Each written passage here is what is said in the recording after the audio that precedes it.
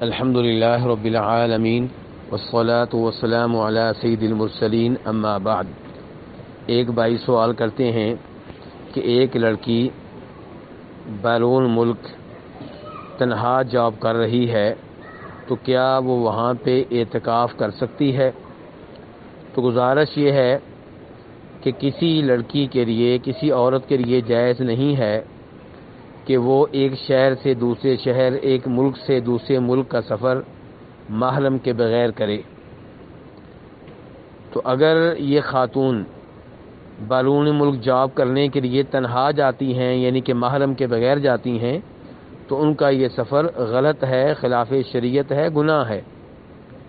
لیکن جہاں تک تعلق ہے اعتکاف کا، تو اعتکاف کرنے کے لیے یہ شرط نہیں ہے کہ جہاں پہ کوئی عورت اعتکاف کرے وہاں پہ اس کا محرم بھی موجود ہو۔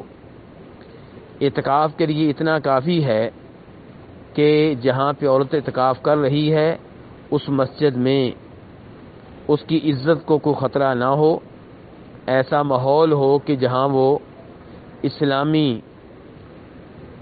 آداب کا خیال کرتے ہوئے آسانی سے اعتکاف کر سکتی ہو۔ اور یاد رہے کہ عورتوں کا اعتکاف گھر میں کرنا قرآن و حدیث سے ثابت نہیں ہے۔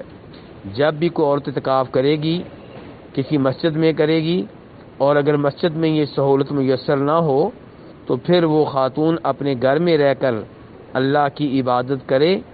لیکن گھر میں اعتکاف کرنا یہ نبی کریم صلی اللہ علیہ وسلم سے اور آپ کے صحابہ کرام کی بیویوں، بیٹیوں وغیرہ سے ثابت نہیں ہے، بلکہ نبی علیہ الصلوۃ والسلام کی بیویاں مسجد میں ہی اعتکاف کرتی رہیں، آپ کی زندگی میں بھی اور آپ کے فوت ہو جانے کے بعد بھی۔